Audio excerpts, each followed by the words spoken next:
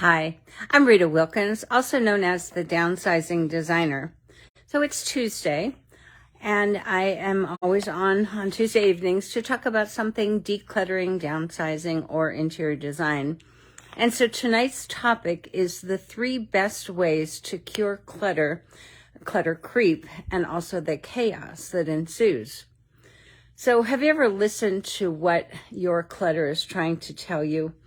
You know, it's that clutter that's everywhere. It's on your kitchen counter, your dining room table, your bathroom countertops, your nightstands. Every time you think you've cleaned it off and decluttered, it kind of sneaks back, and it kind of haunts you in some way. So all of your cabinets and your closets and the work that you did, it just didn't matter at all, because it creeps back in and it kind of undoes all the work that you previously did to declutter. And over a period of time, it seems like you're right back to where you started. So it's so frustrating because you are trying. So how does this happen? How does clutter, creep, and chaos happen? I guess probably I would say try to remember, because many of you that are on, and maybe you've made some progress and you were proud of the way that those areas looked, and maybe, that your decluttering journey are well underway and, you're starting to see real progress. But if clutter creep is happening to you, and evidently many of you, it is, because there's over 1,500 people tonight that are interested in attending tonight's Facebook Live. So that always tells me something, that many people are interested in this topic. If you're struggling with clutter creep and chaos, and it's causing your, household to be upset, by the time I finish Facebook Live tonight, you will have some new tools and tips and habits that will help you cure that clutter creep. So first of all, know that it's normal to have some clutter, and that some of it's going to find its way into your home, onto your countertops, and into your drawers and closets. Because the reality is you're busy. We're all busy. We have those busy lives. You don't necessarily take time each day to put things away exactly where they belong. And then, of course, there are a week or a few weeks, after, it's starting to pile up, it looks like you've never decluttered in the first place. So consistency is key.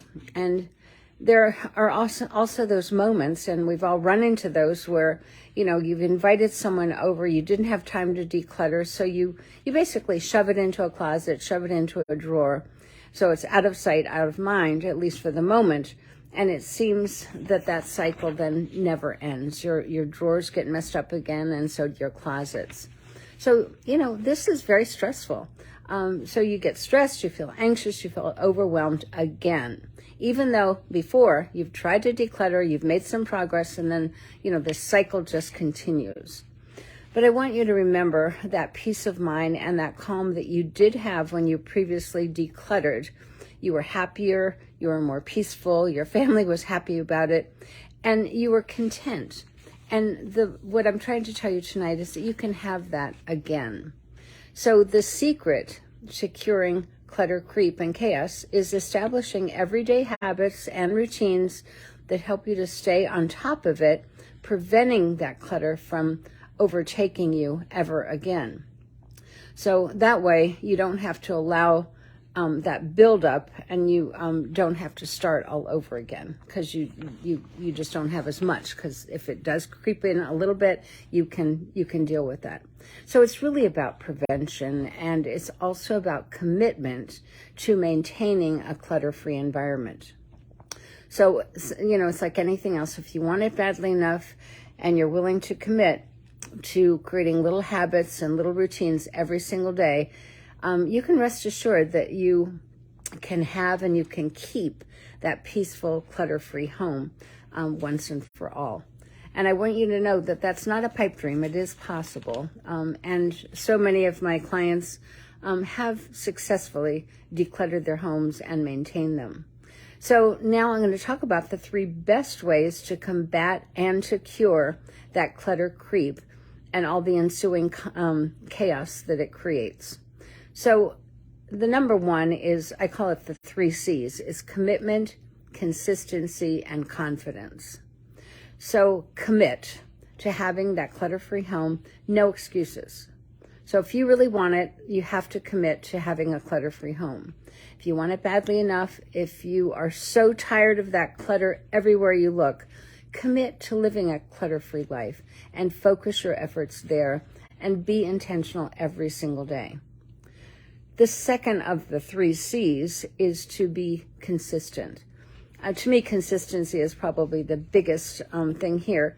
To have a plan that you can maintain your home every single day. So it might be 15 minutes in the morning, 15 minutes in the evening. When, picking up your clothes, making sure the dishes are done, things are put away. Consistency is key to developing those habits and those routines, which is really what it is. And then it's the key to success. And then the third C is to be confident. So, this is so funny because we lose confidence when we're not successful. But if you have little successes every single day, believe that it's possible to live a clutter-free life. Believe in yourself that you can actually make it happen. Regardless of whether you have kids and a husband that doesn't really care that much about it, just be consistent and ultimately you'll succeed. And the other thing about being confident is to let go of those old habits that helped create clutter in the first place. So procrastination, we all fall back into habits, but just be aware of the fact that in the past you have procrastinated, you didn't put this away, and so therefore, it just kind of piles up because you say, well, I'll do it later.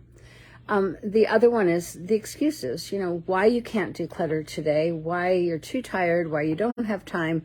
We all have similar schedules. So just tell yourself no excuses and no procrastination. The other thing is moving stuff from one place to the other. And we've all done this. We think we're decluttering. We think we're cleaning up. But in fact, this pile is now over there. So it didn't make any difference at all.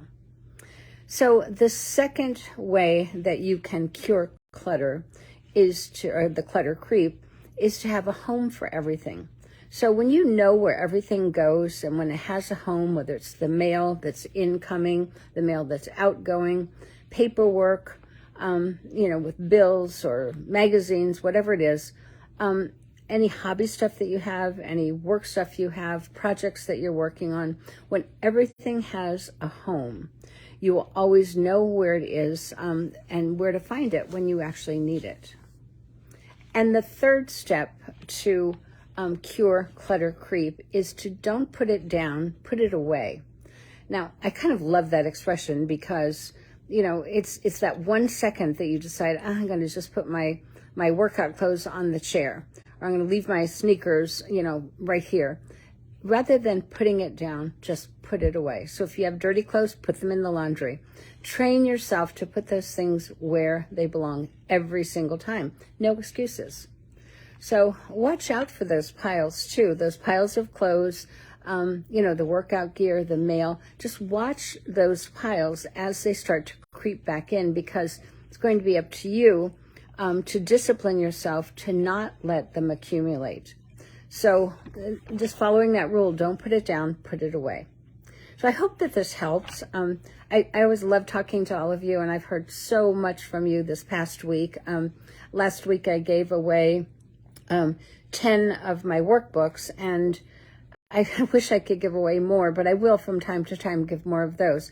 But tonight, my giveaway is going to be, and I only have one slot for this, but a 45-minute consult directly with me by phone or by Zoom, whatever you want to do, to talk to you about, where you're getting stuck or what kind of help you need with downsizing or decluttering. So if you are interested in that, go to my email, and in the subject line, put free 45-minute consult. I promise you that, in the morning we will have a drawing and you will be notified. And so one spot for a 45-minute free consult. And I would love to. I will talk to you then next week. Have a great week.